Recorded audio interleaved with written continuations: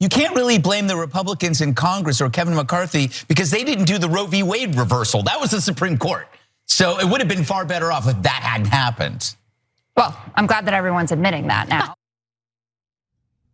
Oh, it was a little bit inconvenient for the Republican Party to have a Supreme Court do something they've been goading the Supreme Court to do for, about 50 years. Because it turns out that what they wanted was incredibly unpopular and it could have hurt them in the midterms. And it probably did hurt them in the midterms. The thing about rights is once people have them and get to enjoy them, they get real salty when those rights are taken away from them.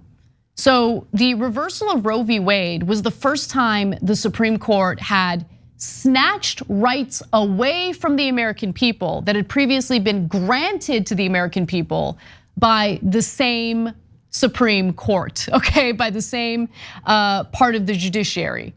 It is incredible that they did not see this coming. So, oh man, it didn't work out for Republicans in the midterms. Gee, it was gonna be a red wave, except what have they offered people? What is their alternative to Democratic leadership? We're gonna take your rights away. We're gonna investigate parents if they make a decision about the health care they wanna provide to their children who come out as transgender. We're not gonna really talk about the economy other than complain about inflation without offering any real solutions to combat it. That's what the Republican Party did in the midterms.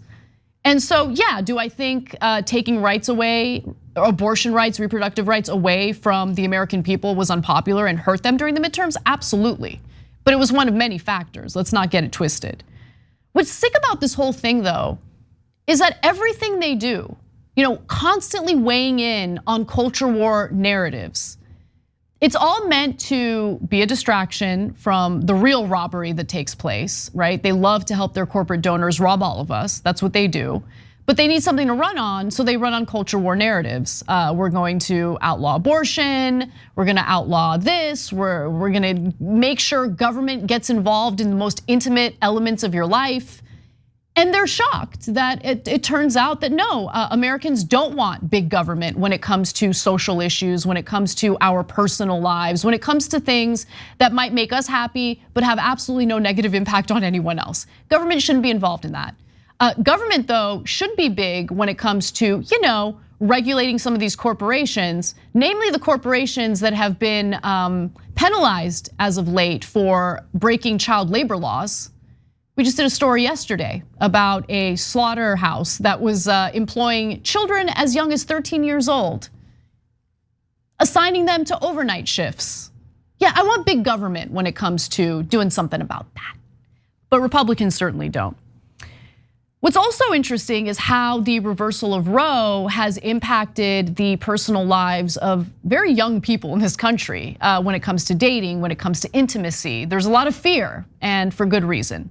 So the latest Singles in America survey, which is an annual study of 5,000 single people in the country conducted by Match, found that 78% of singles of reproductive age said that the overturning of Roe has in fact changed their sex life.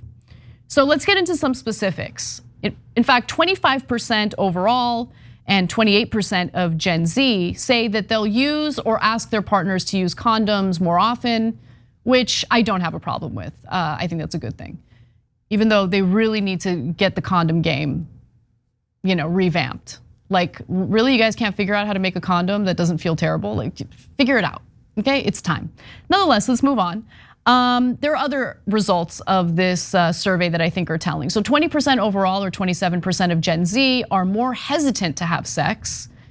20% overall, 27% of Gen Z are more afraid of getting pregnant or getting someone pregnant, as they should be.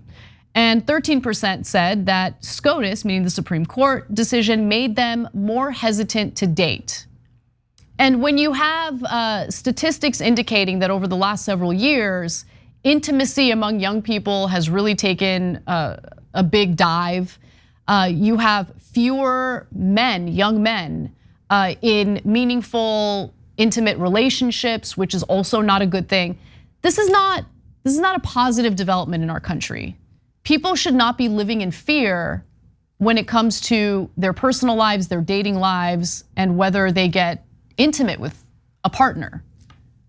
But this is what they're having to deal with now, because if you're one of the unlucky individuals who lives in a red state that has effectively banned abortion, and you don't have the resources to travel out of state to have your needs met, well, you're screwed. And there's also no social safety net or support system to catch you if you fall economically, financially.